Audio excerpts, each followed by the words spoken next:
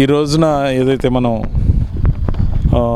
Initiate చేస్తున్నామో ఆలమూరు విలేజ్లో అనంతపూర్ డిస్ట్రిక్ట్లో జగనన్న హౌసింగ్ కాలనీకి అడ్జసెంట్గా దాదాపు 5,000 ఇళ్ళు జగనన్న కాలనీలో మనం ఏవైతే కడుతున్నామో పేదలకి ఉచితంగా ఇళ్ల స్థలాలతో పాటు ఇళ్ళు కట్టించి ఇస్తున్నామో ఇక్కడ ఉన్న మ్యాన్ ఫోర్స్ని ముఖ్యంగా ఉమెన్ ఎంపవర్మెంట్లో భాగంగా మగవాళ్ళు బయట పోయి పని చేసుకున్నా కూడా ఆడవాళ్ళకు కూడా ఉపాధి కల్పించాలి. తద్వారా ఉమెన్ ఎంపవర్మెంట్ ఉంటే 2 చేతుల ఇంటికి ఆదాయం రావాలి.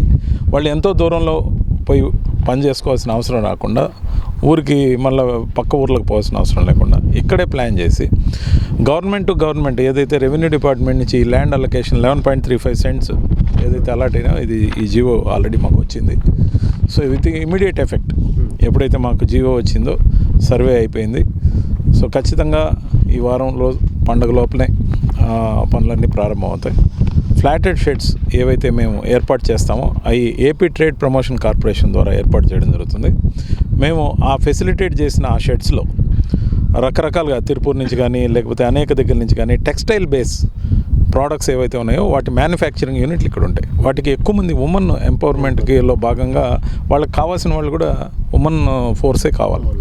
వాళ్ళకి మనం అందివచ్చే విధంగా అందరికీ ఉపయోగపడే విధంగా పేదలను ఆదుకునే విధంగా ఉపాధి కల్పించే విధంగా మేము ఈ కార్యక్రమానికి శ్రీకారం చుట్టడానికి ఇక్కడున్న ఎమ్మెల్యే గారు తోపుతుర్తి ప్రకాష్ రెడ్డి గారు ఆయన గట్టిగా కృషి చేసి ఈ ల్యాండ్ అలొకేషన్ కూడా గవర్నమెంట్ టు గవర్నమెంట్ ఏదైతే రెవెన్యూ డిపార్ట్మెంట్ నుంచి ఏపీ ట్రేడ్ ప్రమోషన్కి ఇవ్వడం జరిగిందో ఇప్పుడు పనులు కూడా ఏపీ ట్రేడ్ ప్రమోషన్ కార్పొరేషన్ నేరుగా గవర్నమెంట్ తరపు నుంచే చేసి వాళ్ళకి ఆ షెడ్స్ ఇచ్చిన తర్వాత ఇటు ఏపీ ట్రేడ్ ప్రమోషన్కి రెవెన్యూ వస్తుంది, ఇటు పేదలకు ఉపాధి దొరుకుతుంది. ఇక్కడ మనం 5,000 మందికి ఉపాధి కల్పించడంతో పాటు ముందు రోజుల్లో ఈ ఎక్స్పాన్షన్లో చుట్టుపక్కల వాళ్ళకు కూడా ఉపాధి వచ్చే అవకాశం ఉంది. ఇది అందరికీ కూడా విన్ సిచ్యువేషన్.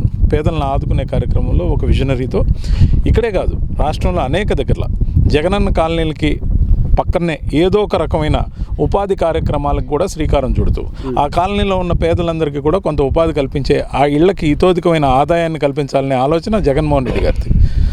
అంతేగాని వేరే అందరూ ప్రచారం చేసుకున్నట్టు విజనరీ అంటే పెద్దోళ్ళకి దోచిపెట్టే విధానం మాకు లేదు. పేదల్ని ఆర్థికంగా చేయూతిచ్చి బలోపేతం చేయడం మా కార్యక్రమం. అంటే ఈ ఎలక్షన్ మూమెంట్ కాబట్టి ఇవి తెస్తున్నారనేది ప్రతిపక్షాల ఆరోపణ. మనం ఏమంటారు సార్? ఎలక్షన్ల పార్టీకి ఎలక్షన్లు వస్తాయండి. ఈ జీవో మా చేతికి వచ్చింది, మీరు డేట్ చూడొచ్చు, 21/12/2023. ఈ రోజున డేట్ ఎంత? 6వ తేదీ.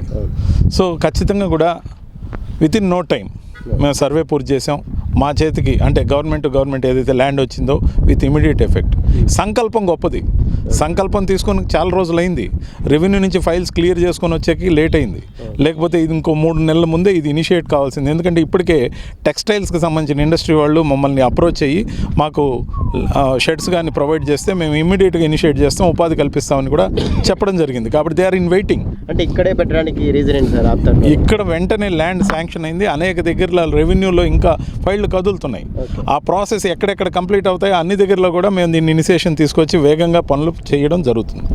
ఈ ఎమ్మెల్యే సహకారం ఏమైనా చెప్పాను, అదే ఇందాకనే తోపుతుర్తి ప్రకాష్ రెడ్డి గారి సహకారం వల్ల రెవెన్యూ నుంచి ఈ ఫైలు ఏదైతే క్లియర్ అయిందో దాంట్లో ఆయన ఖచ్చితంగా సాయం చేశారు. కలెక్టర్ గారు కూడా రెవెన్యూ వారికి చెప్పి పెద్ద మనసుతో తొందరగా రూల్స్కి సంబంధించి ఎక్కడ కూడా డీవియేషన్స్ లేకుండా కేటాయించడం జరిగింది.